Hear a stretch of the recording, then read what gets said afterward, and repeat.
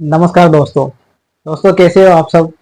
उम्मीद है कि आप सब अच्छे होंगे। तो हम माइक्रोमीटर के इंट्रोडक्शन के बारे में पढ़ चुके थे। अभी हम माइक्रोमीटर के पार्ट्स के बारे में पढ़ेंगे और ये किस मटेरियल से बने हुए होते हैं इसके बारे में पढ़ेंगे। तो parts of micrometer and its material. तो माइक्रोमीटर के पार्ट कौन कौन से होते हैं और ये किस मटेरियल का के बने होते हैं इसके बारे में पढ़ेंगे। फर्स्ट में है फ्रेम। आप ये देख रहे होंगे नीचे, ये इसको बोलेंगे फ्रेम। ये अंग्रेजी के सी अक्षर के आकार की और यू अक्षर के आकार का होता है। ये कास्ट मेलेबल कास्ट आयरन का और ड्रॉ फोर्ज स्टील का बना हुआ होता है। फ्रेम किसका बना होता है? मेलेबल कास्ट आयरन और ड्रॉ फोर्ज स्टील का बना हुआ होता है। इधर लेफ्ट साइड में आप देख रहे होंगे एनविल। इसको क्या बोलेंगे? एनविल। एनविल एलोय स्टील का बना हुआ होता है। और इधर ये क्या है? स्पिंडल। इसको वो आप बोलेंगे स्पिंडल। स्पिंडल भी क्रोमियम स्टील का बना हुआ होता है। स्पिंडल किसका बना होता है? क्रोमियम स्टील का। और इनके दोनों मेजरमेंट वाले हिस्से पे इनके कार्बाइड की टिप लगी हुई होती है। ये कार्बाइड की टिप इसलिए लगाई जाती है क्योंकि जॉब को बार बार मेजरमेंट करने के दौरान ये टिप्स घिसे नहीं, इसलिए इसको कार्बाइड की टिप लगाई हुई होती है दोनों तरफ। इसके बाद आता है स्पिंडल। स्पिंडल इसको स्पिंडल बोलते हैं जो किसके से जुड़ा हुआ होता है? थिम्बल से। ये थिम्बल से जुड़ा हुआ होता है स्पिंडल। ये स्पिंडल बैरल पे कसा हुआ होता है। ये बैरल या स्लीव पर कसा हुआ होता है स्पिंडल। आगे देखेंगे फोर्थ नंबर पे क्लैंप और ये लॉक नट। ये क्लैंप, जैसे अपन किसी जॉब की मेजरमेंट ले लेते हैं तो उसके बाद इसको लॉक कर देते हैं ताकि ये क्या है, मेजरमेंट में कोई त्रुटि ना हो सके। इसको लॉक कर देंगे तो इसमें टिम्बल घूमने के बाद भी क्या है, ये मेजरमेंट चेंज नहीं हो सके, इसके लिए इसको लॉक कर देते हैं। तो इसको क्या बोलेंगे? क्लैंप। इसको क्या बोलेंगे? क्लैंप। इसके बाद बैरल या स्लीव। बैरल को स्लीव भी बोलते हैं। तो ये बैरल या स्लीव। ये स्पिंडल किस पे कसा हुआ होता है? बैरल या स्लीव पर। और किससे जुड़ा हुआ होता है? थिम्बल से जुड़ा हुआ होता है। स्पिंडल किससे जुड़ा हुआ होता है? थिम्बल से। और किस पे कसा हुआ होता है? बैरल या स्लीव पर कसा हुआ होता है। बैरल, थिम्बल और रेचेट स्टॉक। इसको ये थिम्बल बोलेंगे, इसको रेचेट स्टॉक बोलेंगे। तो ये किससे बने होते हैं? एनवायर स्टील या क्रोमियम स्टील के बने हुए होते हैं। स्लीव क्रोमियम स्टील की बनी हुई थी। ये बैरल या स्लीव किससे? क्रोमियम स्टील की बनी होती है। थिम्बल एनवायर स्टील और एनवायर स्टील की बनी हुई होती है।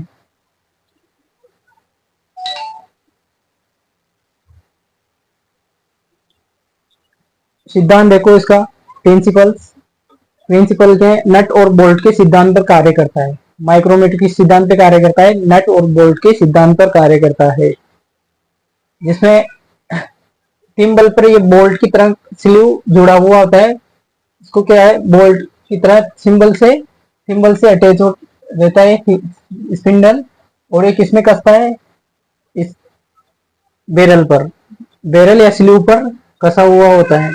ये देखो इधर नीचे दिखाया हुआ है, इस पे ये स्पिंडल जुड़ा हुआ है और इस पे ये स्लीव है, बैरल है, इस पे कसा हुआ होता है। इसमें देखो ग्रेजुएशन अंकित है।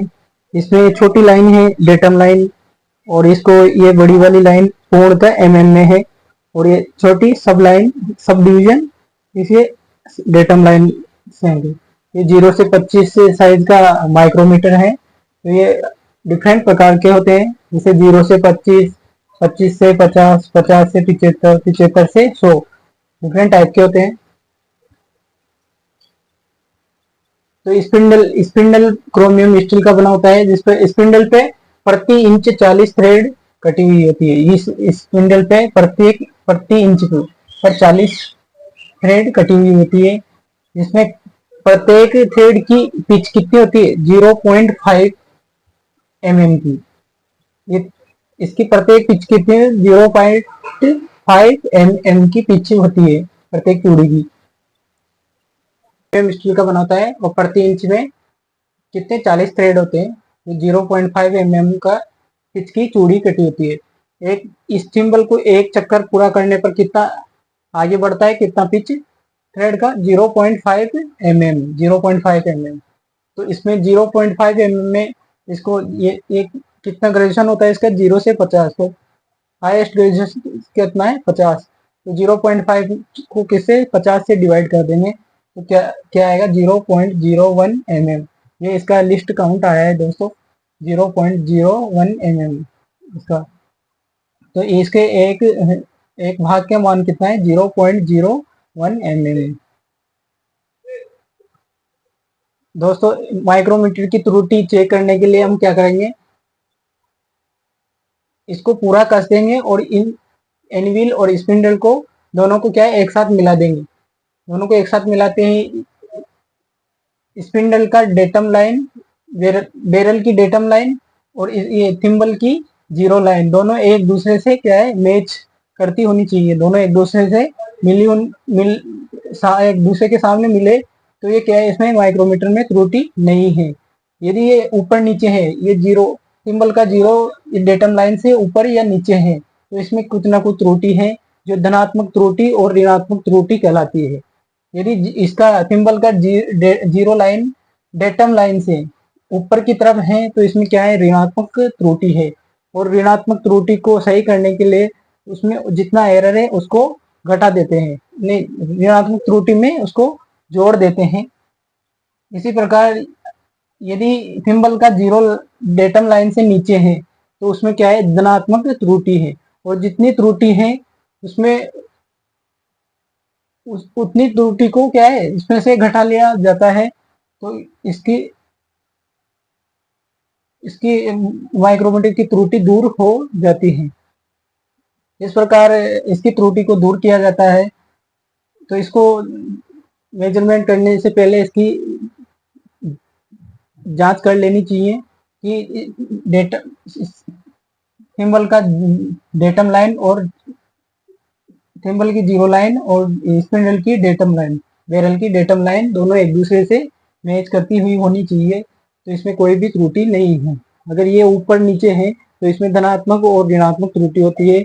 जो धनात्मक त्रुटि है उतनी त्रुटि उसमें, धनात्मक त्रुटि तो उसमें घटा लिया जाता है और ऋणात्मक त्रुटि में जोड़ लिया जाता है तो उसकी त्रुटि दूर हो जाती है। इस प्रकार इसकी माइक्रोमीटर की त्रुटि दूर की जाती है। ये देखो, ये बैरल या स्लीव किस किस रूप में काम करता है? नट के रूप में काम करता है। जबकि ये थिम्बल थिम्बल से क्या जुड़ा होता है? स्पिंडल जुड़ा होता है और ये थिम्बल बोल्ट की तरह कार्य करता है। तो ये इसका प्रिंसिपल नट और बोल्ट के सिद्धांत पर कार्य करता है। ये तो दोस्तों आज की क्लास आपको समझ में आई हो। मेरे channel CITS and ITI course को आप लाइक करो, सब्सक्राइब करो और बेल आइकन को प्रेस करो ताकि आने वाले आगे के वीडियो आपको उपलब्ध होते रहे। Thank you.